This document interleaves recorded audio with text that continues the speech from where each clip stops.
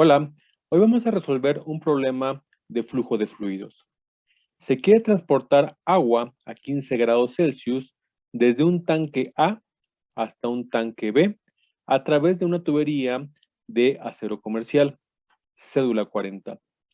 El diámetro de la tubería en la succión de la bomba, que va del tanque A a la succión de la bomba, es de 3 pulgadas y el diámetro de la tubería que va de la descarga de la bomba hasta el tanque B es de 2 pulgadas. El agua se transporta a través de la tubería a razón de 300 litros sobre minuto. Y vamos a considerar los siguientes accesorios. En la tubería que entra a la bomba, vamos a tomar en cuenta una válvula de compuerta totalmente abierta, un codo de 90 grados roscado y la entrada de borde agudo, que es la conexión entre el tanque y la tubería. En la descarga de la bomba vamos a tomar en cuenta un codo de 90 grados roscado y una salida de borde agudo. El problema nos pide calcular la potencia de la bomba si ésta opera con una eficiencia del 70%. Primero vamos a plantear la ecuación de Bernoulli corregida. Tenemos dos opciones. La pueden plantear en energía específica o en carga. La única diferencia entre estas dos ecuaciones es la gravedad. Es decir, si ustedes dividen la primera ecuación entre la gravedad, van a obtener la segunda. Para este problema voy a utilizar la segunda ecuación, pero puedes utilizar cualquiera de las dos y tienes que llegar exactamente a la misma respuesta. Ahora, hay que seleccionar los puntos entre los cuales quieres plantear tu balance. En este caso, voy a poner mi punto número 1 o mi punto A sobre la superficie del líquido del tanque A y el segundo punto lo voy a poner sobre la superficie del tanque B. Bajo estas condiciones, yo puedo asumir que la velocidad con la que se descarga el líquido del tanque A es muy baja, asumiendo que el tanque es grande. Por lo que puedo decir que esta velocidad tiende a cero. Lo mismo puedo decir para el tanque B. La velocidad con la que se llena el tanque B, asumiendo que este es grande, es muy pequeña. Así que puedo despreciar también esta velocidad, lo que implica que podría cancelar el primer término de la ecuación. Con respecto a las presiones, los dos tanques están abiertos a la atmósfera, por lo que la presión es prácticamente la misma. Hay una diferencia de alturas y la presión va a cambiar porque la presión depende de la altura, pero este cambio es muy pequeño, así que puedo asumir que prácticamente es la misma. Entonces voy a eliminar también el término del cambio de presión entre la densidad. Entonces vamos a comenzar calculando la pérdida por fricción a través de ambas tuberías. Como los diámetros son diferentes, hay que hacer el cálculo de manera independiente y después se pueden sumar. Buscamos de tablas las propiedades del agua a 15 grados Celsius, en particular la densidad y la viscosidad. Como me dicen que la tubería es de acero comercial, vamos a buscar, también lo pueden encontrar en tablas, la rugosidad asociada a este tipo de material, que en este caso es 0.00015 pies o bien 0.045 milímetros. Esta es la fórmula que vamos a utilizar para calcular la pérdida de carga total de cada tubería. El primer término es el que está asociado a la pérdida mayor, es decir, a la longitud de la tubería. Y el segundo término es el que está asociado a las pérdidas por fricción menores, las cuales se deben a los accesorios y válvulas que están instalados en las tuberías. Lo primero que hay que obtener entonces es el factor de fricción de Darcy y para eso necesitamos conocer el régimen en el cual se está moviendo este fluido y para eso hay que calcular el número de Reynolds. Para calcular el número de Reynolds necesitamos la velocidad. Yo sé que flujo volumétrico es velocidad por área Y como es un tubo, el área es pi por diámetro al cuadrado sobre 4 o bien pi por radio al cuadrado. De aquí vamos a despejar la velocidad. Como el flujo volumétrico es un dato conocido y los diámetros los podemos obtener de tablas, podemos calcular tanto la velocidad para la tubería número 1 como para la tubería número 2. De tabla se puede obtener que para una tubería de 3 pulgadas C240, el diámetro interno es de 3.068 pulgadas. Calculamos la rugosidad relativa, que no es más que la rugosidad del material dividido entre el diámetro interno de este material. Obtenemos la velocidad, en este caso estamos para la tubería número 1, entonces vamos a poner el diámetro de la tubería número 1. Calculamos el número de Reynolds y nos da un valor de 7.18 por 10 a la 4, lo que implica que está en régimen turbulento porque es mayor a 4000.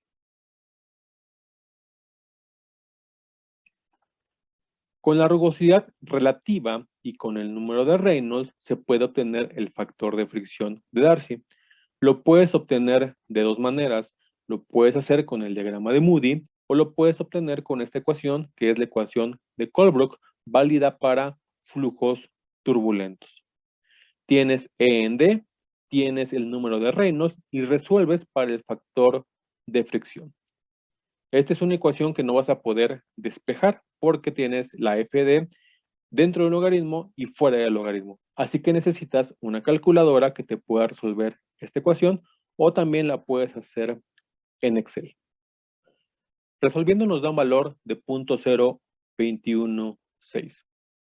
Acá te voy a explicar cómo obtener el factor de fricción a través de la ecuación de Colebrook. Este es el valor de E en D que calculamos. Este es el valor del número de Reynolds y esta es la ecuación de Colebrook. Lo único que hice fue acomodar esta ecuación de tal manera que pudiera estar igualada a 0. Es decir, el término que está del lado derecho lo pasé del lado izquierdo y por eso aquí vas a ver un signo positivo. Pero está en función de E en D, del número de Reynolds y de una celda, en este caso la celda D2, que es mi FD. Aquí inicialmente le puedes poner el valor que tú quieras, 0.01, 0.015. Y esa es la celda que va a calcular Excel haciéndote esta ecuación igual a 0. Entonces te vas a datos, análisis de hipótesis, buscar objetivo. Donde está la ecuación que es C2, le dices que te la iguale a 0 y le vas a pedir que te modifique la celda DFD. Le das a aceptar y lo que verás es que te hace la ecuación igual a 0 y te da el valor que hace esta ecuación igual a 0, es decir, la raíz. Entonces el factor de fricción de Darcy es de 0.0216. Ahora te voy a mostrar cómo la podrías obtener a través del diagrama de Moody.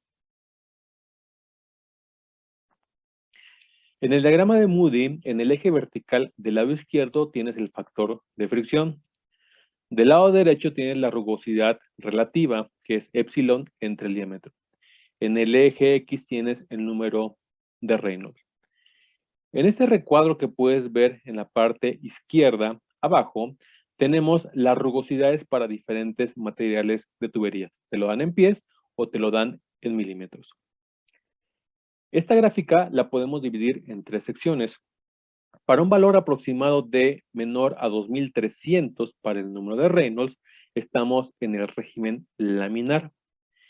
Y para este régimen puedes utilizar la ecuación de 64 entre Reynolds para obtener el factor de fricción de Darcy, o bien lo puedes leer ubicando el valor del número de Reynolds y topando hasta esta línea y leyendo hacia la izquierda.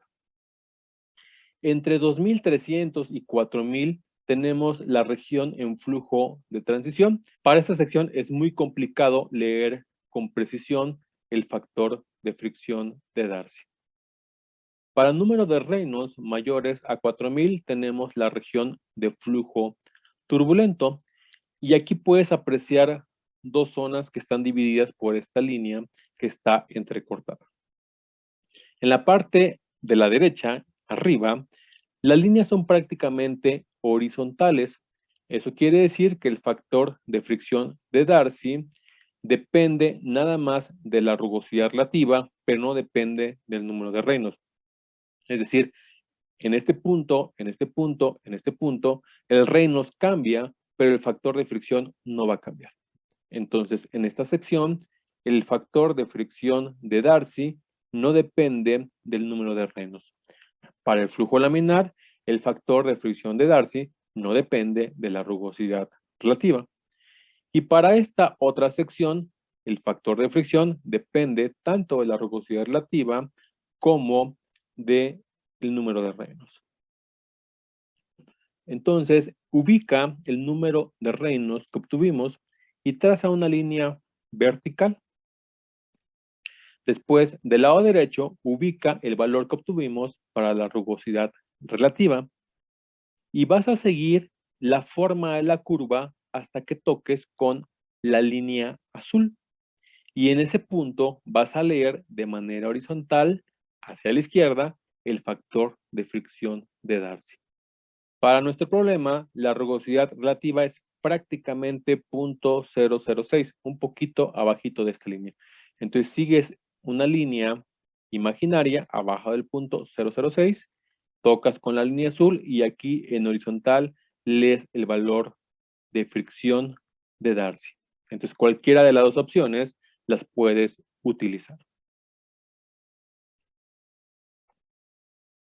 Ya tenemos FD, ya tenemos la longitud del tubo, ya tenemos el diámetro interno del tubo, entonces ya tenemos las pérdidas de fricción mayores en la tubería número 1. Ahora vamos con los accesorios. De aquí vamos a sumar los valores de KL para cada uno de ellos. Estos valores yo los obtuve de la tabla 8.4 del libro de Sengel de mecánica de fluidos. Con estos valores ya puedes calcular la pérdida de carga por fricción en la tubería número 1 y te debe dar un valor aproximado de 0.25 metros. Ahora vas a repetir exactamente el mismo procedimiento, pero para la tubería que va de la descarga de la bomba hacia el segundo tanque. Entonces, como ya cambió el diámetro interno de la tubería, pues tienes que volver a calcular la rugosidad relativa, el número de Reynolds, el factor de fricción de Darcy. Y tomar en cuenta que ahora los accesorios solamente deben estar en esta segunda tubería. Obtienes la velocidad 2, número de Reynolds, el factor de fricción, ya sea con la ecuación de Colebrook, porque estamos en el régimen turbulento, o con el diagrama de Moody, y calculas la pérdida de carga en la tubería número 2. Ya que tengas este valor, ya puedes sumar los dos valores de HL para la tubería 1 y para la tubería número 2.